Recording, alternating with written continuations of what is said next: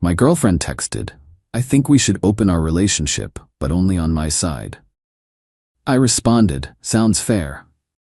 Then I closed my wallet, my apartment, and my time for her. She learned what open really meant when she couldn't reach me for 5 days. I, 28 male, had been with Chloe, 26, for 3 years. We'd been living together for the last year in my apartment. I thought things were solid until last Monday when she dropped this bomb via text while I was at work. "Babe, I've been thinking. I want to explore my sexuality and experience more before we settle down. I think we should open our relationship." I texted back, "Let's talk about this when I get home." "No, I've already decided, but just on my side. You're perfect the way you are. You don't need anyone else." I stared at my phone for a solid minute. My coworker Anton noticed my face. "You good?" I showed him the texts. He whistled low. "That's bold." When I got home, Chloe was dressed up, like really dressed up. New dress I'd never seen. "So," she said, twirling, "what do you think? About the dress or the one-sided open relationship?" She giggled. "Both. I have a date tonight with this guy from my yoga class. Isn't this exciting? A date? Already?" "Well, we've been talking for a few weeks." "Weeks?" "Just as friends, but now we can explore more. You're okay with this, right? I mean, you're so secure and mature."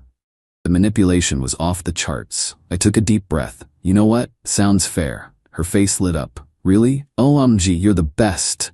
I knew you'd understand. Totally. Have fun tonight." She kissed me on the cheek and practically skipped out. The second the door closed, I got to work. First, I called my landlord, Mr. Hoffman. Explained the situation. "She's not on the lease, right?" he asked. "Nope."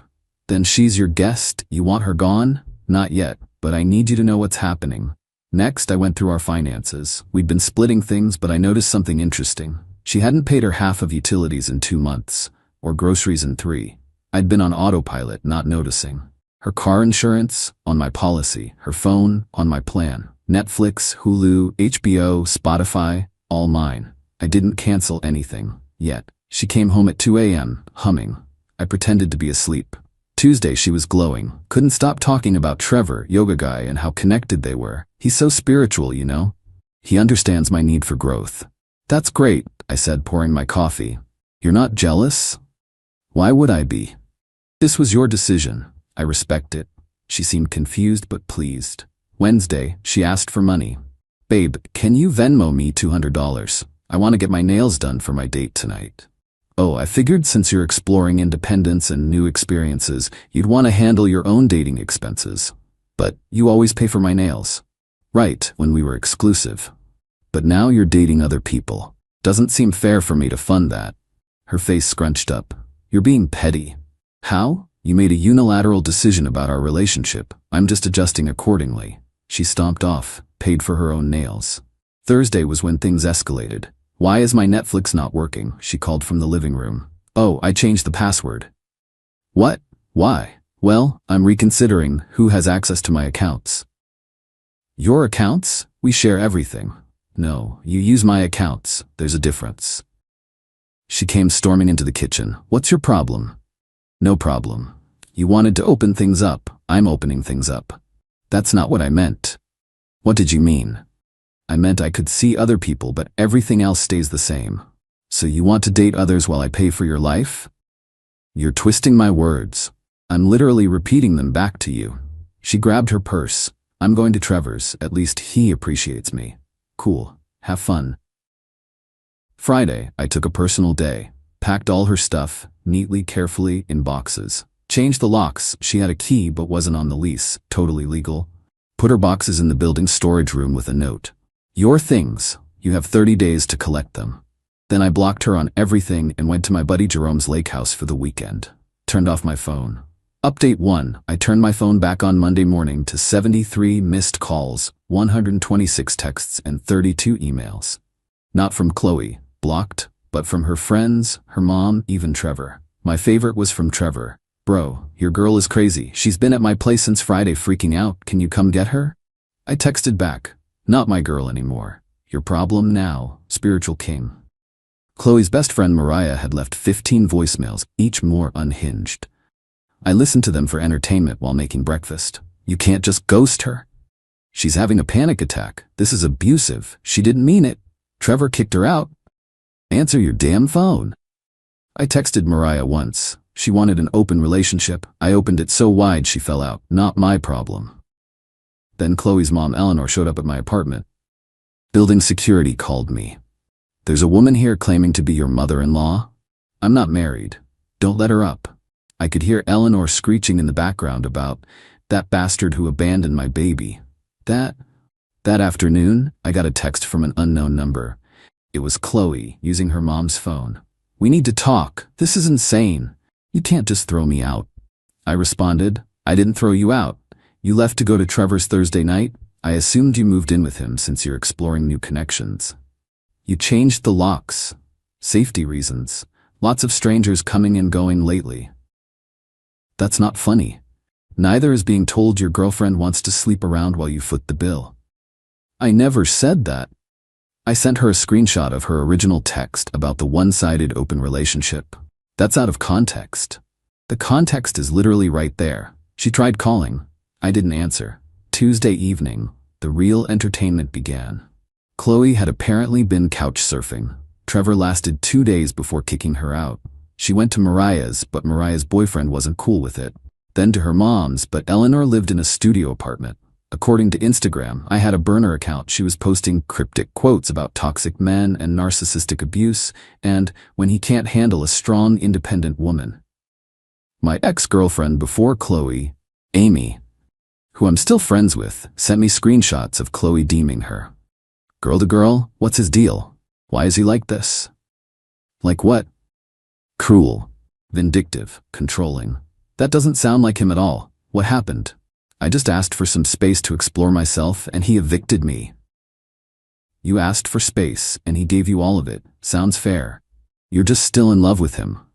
LMAO, no, I'm married with twins, but nice try. Amy sent me laughing emojis. Dodged a bullet there, buddy. Update 2: by Wednesday, Chloe had retained a lawyer. Or tried to. Turns out lawyers cost money and Chloe had exactly $74 in her account. How do I know? Because she accidentally sent me a screenshot meant for Mariah showing her bank balance while complaining about financial abuse. Her mom, Eleanor, called me from a different number Thursday morning. You need to take her back. No, she made a mistake. She made a choice. She's staying in my studio. I can't live like this. Maybe you should have raised her to understand consequences. How dare you? I hung up. Thursday afternoon, I get a call from my building manager. Hey, just a heads up, someone tried to break into your apartment. What? Don't worry, they didn't get in. New locks held. We have it on camera. Want to press charges? I watched the footage. It was Chloe, trying her old key, then attempting to jimmy the lock with a credit card like she saw in movies. Security approached her and she ran. I decided not to press charges, but did file a police report for documentation. That evening, Trevor reached out again. Dude, I'm sorry, I didn't know she had a boyfriend. You didn't know? You met her at yoga. She talked about me. She said you were her ex, said you were controlling, and she finally got free. I sent him the timeline, her text about opening the relationship, dated Monday, her first date with him, that same night. Holy shit, she played me. Yup, she told me you were abusive, said you controlled all the money and wouldn't let her see friends. I paid for everything because she spent her money on yoga classes and weed, never stopped her from seeing anyone. Damn, she's at some dude named Kyle's place now, Gabu. Met him on Tinder Tuesday. Already it's been 4 days since she left my place. Bro, she's been active. Matched with like 50 dudes talking about needing a place to stay. Friday morning I get served. She's suing me for illegal eviction and emotional distress. I laughed so hard the process server looked concerned. I called my lawyer friend Dimitri. She wants $10,000 for emotional distress and 3 months of living expenses, he read, chuckling. This is adorable. She wasn't a tenant, right? Nope. Guest, not on the lease, never paid rent. Did she receive mail there? Some, but I have texts of her saying she was staying with me temporarily until she figured things out. From when? 2 months ago when she was apartment hunting but decided my place was nicer. Perfect. This will be dismissed immediately. Countersue? For what? Attempted break-in, defamation, the social media posts, and my personal favorite? Fraud. Fraud? She's been telling people you were already broken up when you weren't.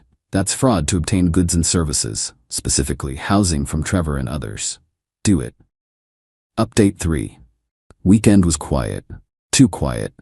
Then Monday hit like a hurricane. Chloe's mom Eleanor partnered with Chloe to create a women supporting women post on Facebook, claiming I was an abuser who financially controlled and isolated Chloe, then made her homeless when she tried to assert independence. The post went semi-viral in our area. 900 shares. Problem was, I had receipts.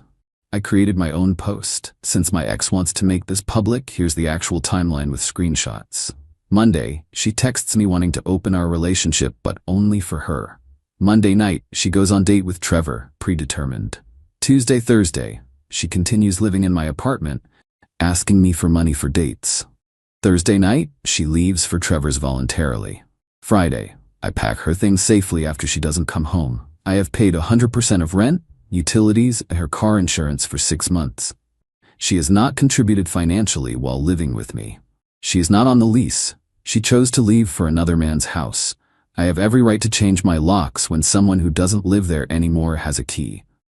But sure, I'm the abuser. I attached every screenshot. The original open relationship but only for me text. Her Venmo requests for date money, her texts about staying temporarily. Everything. The post got 2,000 shares in 6 hours. Turns out Chloe had done this before. 3 of her exes reached out. She did the same to him in college. She convinced him to pay for her semester, then dumped him. Ricardo, she lived with him rent-free for a year, cheated, then claimed abuse when he kicked her out. We formed a group chat called Chloe Survivors Society. Kyle, the Tinder guy, messaged me Monday night. Yo, is this your ex? Profile. Unfortunately, she's at my place right now talking about moving in. It's been 3 days. Run, dude. Already packing her shit. Thanks for the warning. Tuesday morning, Chloe was officially homeless. Eleanor couldn't handle her anymore. Mariah blocked her after Chloe tried to seduce Mariah's boyfriend to prove he wasn't loyal. Trevor had already blocked her. Kyle kicked her out. She'd burned through 5 couches in under 2 weeks. Final update. The court hearing for her lawsuit was yesterday. It was glorious. Chloe showed up in what I can only describe as an outfit of desperation. A dress way too formal for small claims court, like she was going to the Oscars. The judge reviewed her complaint, then looked at my counter evidence. The lease, only my name. Bank statements showing I paid everything. Her texts admitting she was staying temporarily. The original open relationship text. Security footage of her trying to break in. Screenshots of her defamatory posts. Miss Chloe. The judge began, already looking tired. You were not a tenant. You were a guest. You left voluntarily to stay with another man. Your ex-partner had every right to change his locks. But Your Honor, I had nowhere to go. According to these texts, you went to Trevor's house, then Kyle's, then several others. You had plenty of places to go. He financially abused me. By not paying for your dates with other men? The courtroom actually laughed. Chloe turned red. This is sexist. The judge, who was a woman, raised an eyebrow. How? He's using his financial privilege against me. His financial privilege of paying his own rent? More laughter. The judge dismissed her case with prejudice. She can't refile and granted my countersuit. She owes me $500 for the attempted break-in, $1,000 for defamation, $20,500 for the 6 months of utilities insurance she never paid. She screamed, actually screamed in court. I don't have $4,000. Then I suggest you find employment, the judge said dryly. Eleanor stood up. This is unfair. He manipulated the system. The judge looked at her. Ma'am, your daughter wanted to have her cake and eat it too. She learned that actions have consequences. Case dismissed. Outside the courthouse, Chloe tried one last manipulation. I loved you, she said, fake tears rolling. How could you do this to me? You did this to yourself. You wanted to open the relationship. I just opened it all the way. I didn't mean it like that. Then you should have communicated like an adult instead of announcing you were going to date others while I subsidized your life. Trevor walked by at that moment. He was there for a traffic ticket. Saw us, immediately turned around. Chloe ran after him. Trevor? Baby. We could try again. He literally jogged away. Jogged. Eleanor grabbed my arm. You ruined her life. No, she ruined her own life. I just stopped financing it. As of today, Chloe is living with a cousin out of state. She's working at a call center, according to LinkedIn. Eleanor had to pay the $4,000 judgment to keep Chloe's credit from being destroyed. Trevor is in therapy. He texted me. Kyle started a TikTok series called Red Flags I Ignored. Chloe is episode 1. The Chloe Survivors Society has monthly Zoom calls. It's actually therapeutic. I'm dating someone new, Rebecca from my rock climbing group. She has her own apartment, job, and doesn't believe in one-sided anything. Last week I got one final text from an unknown number. I know this is Chloe. I'm sorry. I messed up. I just wanted to feel desired and special. Can we talk? I replied, you wanted an open relationship where only you could see other people. That's not exploring or feeling special. That's narcissism. Please don't contact me again. You're really gonna throw away 3 years? You threw them away the moment you decided I should fund your dating life. Goodbye. She's blocked again. But according to the Survivors Society, she's already trying the same script with some new guy. Posted about her toxic ex and how she needs a real man who understands polyamory. Poor dude has no idea what's coming. But that's not my problem anymore. I'm just living my life, paying my own bills, and dating someone who understands that relationships are a two-way street. Funny how opening the relationship all the way ended up closing it permanently. Play stupid games, win stupid prizes. Edit. For those asking, yes, this is all legal. She was never a tenant, just a guest.